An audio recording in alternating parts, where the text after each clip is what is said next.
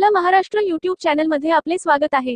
मुख्यमंत्री माझी लाडकी बहीण योजना महिलांनी बँक खाते आधार संलग्न करण्याचे आवाहन। लातूर, दिनांक 10 ऑगस्ट 2024 जिमाका मुख्यमंत्री माझी लाडकी बहीण योजनेसाठी लातूर जिल्ह्यातून 3,40,051 ऑनलाईन अर्ज प्राप्त झाले होते। या अर्जांची छाननी प्रक्रिया पूर्ण झाली आहे। या योजनेंतर्गत पात्र लाभार्थी महिलांच्या आधार संलग्न बँक खात्यात दरमहा 1,500 रुपये रक्कम जमा केली जाणार आहे। यासाठी संबंधित महिलेचे बँक खाते आधार संलग्न आधार सीडिंग केलेले असणे आवश्यक आहे।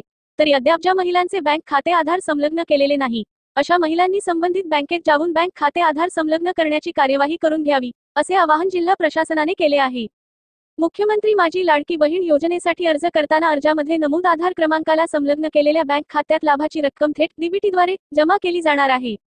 त्यामुळे महिलांनी आपले बँक खाते आधार संलग्न करून घेणे आवश्यक आहे।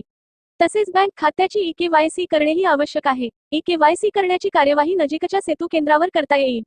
मात्र बँक खाते आधार संलग्न करण्याची कार्यवाही संबंधित बँकेत जाऊन करणे आवश्यक आहे।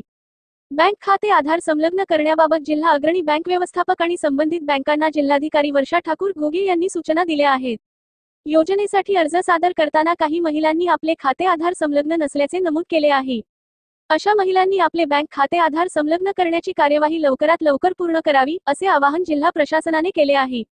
त्रुटीसाठी परत पाठविलेले प्रस्ताव दुरुस्ती करून पुन्हा सादर करावेत। मुख्यमंत्री माझी लाडकी बहीण योजनेसाठी प्राप्त झालेल्या ऑनलाईन अर्जांपैकी जवळपास 22,000 अर्जांमध्ये त्रुटी असल्याने हे अर्ज परत पाठविण्यात आले होते। या अर्जांमध्ये दुरुस्ती करून ऑनलाईन स्वरूपात पुन्हा सादर करण्याची कार्यवाही सुरू असून अद्यापही जवळपास 13,000 अर्ज दुरुस्त करणे शिल्लक आहे। त्रुटीमुळे परत पाठविण्यात आलेल्या अर्जांची माहिती संबंधित अर्जदाराच्या लॉगिनला आणि अर्ज ज्या ठिकाणी भरला होता त्या यंत्रणेकडे उपलब्ध आहे। या अर्जांमध्ये असलेल्या त्रुटींची पूर्तता करून आवश्यक कागदपत्रांसह हे अर्ज पुन्हा ऑनलाईन स्वरूपात सादर करावेत, असे आवाहनही जिल्हा प्रशासनाच्या वतीने करण्यात आले आहे।